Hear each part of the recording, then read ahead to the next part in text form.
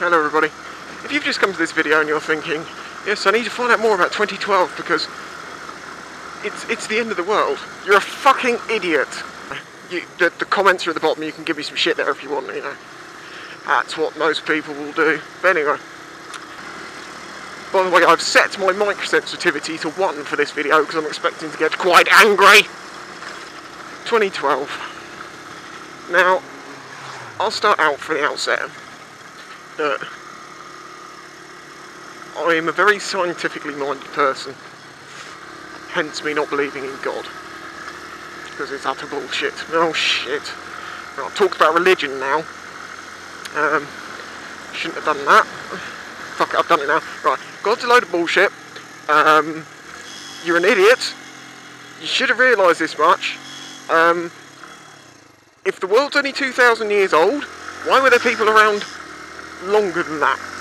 Oh yeah, and the dinosaurs. See, the thing is, they say that God doesn't make mistakes. He's infallible. So why didn't he mention the dinosaurs in the Bible? Is it because it was a fuck up? No, it's because he didn't fucking exist. Moving on, 2012. The whole basis of I mean, I've been looking into this quite a lot lately, just because it makes me laugh. But the whole basis of the 2012 thing, there's lots of different arguments about how the world's actually going to end. There's Planet X, which they don't actually have any proof for. There's sunspots. Now, there are going to be more sunspots next year. And yes, I believe there is a chance that if we got a particularly bad one, it could knock out some satellites, which would cause a lot of problems for us. But at the same time, yeah. And it's all of these different theories. I'm not going to argue any of the theories and say they're right or wrong, because they're all wrong. But it's the date they give as 2012, based on the Mayan calendar. A Mayan calendar is base 20 maths, i.e. it's based on how many fingers and toes you have. It's just fucking retarded. There's people that are actually... I have a friend who's well into conspiracy theories. I mean, like, well fucking into them. And he lives his life scared. He's like... He'll spend good money on... Well, he's currently looking at buying a reverse osmosis machine, just in case everything goes wrong and he can't get any water. The other reason why is because they put fluoride in the... It's a mate of mine. They put fluoride in the... water to dumb everyone down, like apparently they did with the Jews.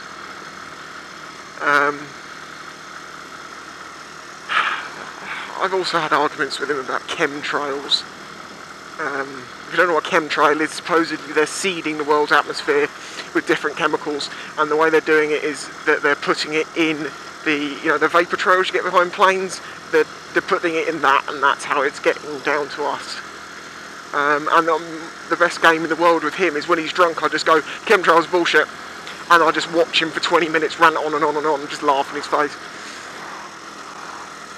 Yeah, so 2012, just...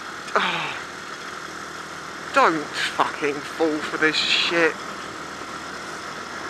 If there was some scientific evidence, I mean, yes, there is going to be an end of the world, and it could happen in any of these ways, but it's not going to happen in 2012, on the 21st of December.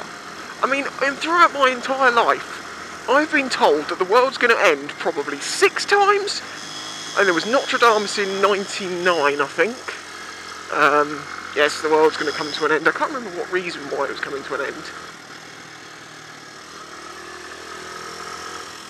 But, yeah, it's all shit.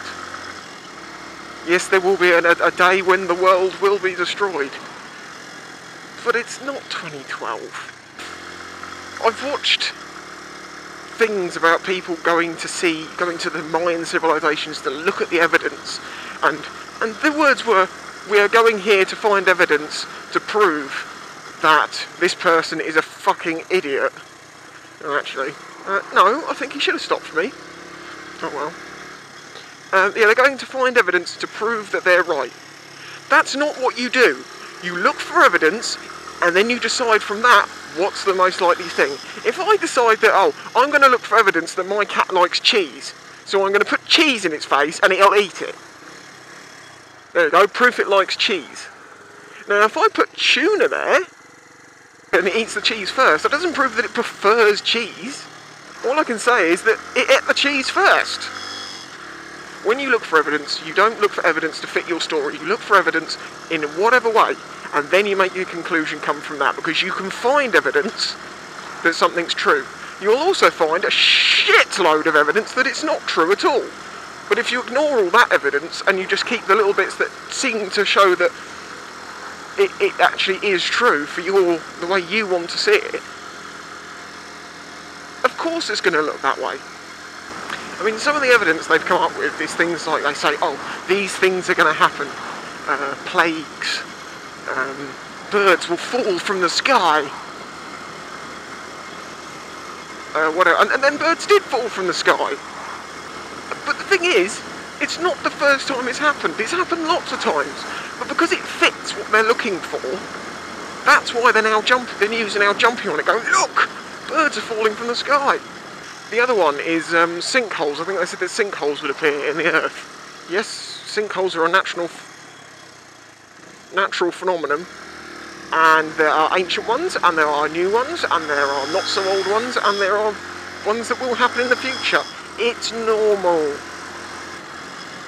It's like I say, oh, before the end of the world, lumps of ice will fall from the sky. Before, it would have been hail. Now, it's the end of the world as we know it. Get to your children, because you've only got so long left. It's fucking crap. But again, because they predicted that these things will happen, it means that it coincides. It's like star signs. Try this one, for instance. It's a way of writing, I can't remember what it's called, but it basically means that there is so much sort of possible angle on everything they say that it tends to be sort of in your own mind true. Read a star sign for something that's not yours. Go as far away from your star sign as you can and read it, and I bet you're going to find truth in it. Because you read your own, you're like, wow, that is true. I have met someone. Of course you're going to meet someone. In a month, you quite often meet someone. Unless you live in a cave, and then you might meet, I don't know, a mouse. But to you, because you don't see anyone, that's someone. It's another human creature. Human? No, mice are not humans. It's another living creature. It's... Look, if you want to believe in 2012, that's fine. Just don't tell me that I'm gonna die. Yes, I'm gonna die. Of course I'm gonna die. Everyone's gonna die. The world's gonna end. Because in about something like 3 billion years, our sun will, it'll explode and then implode. It's gonna grow and grow and burn us all to death. But we're not gonna be around till then. Fucking hell, look at the state of us now. There's 7 billion people on this planet. 7 billion. And natural selection doesn't have a chance anymore because of the fucking idiots that were so wrapped up in cotton wool as children, that the stupid children that would have jumped off of a cliff because they thought it was a good idea and died and were removed from the gene pool, were removed from the gene pool, but now there's a fence there to stop the stupid children doing it, so now we keep the idiots. A very good example of this is pheasants. You wonder why pheasants get killed on the road so often.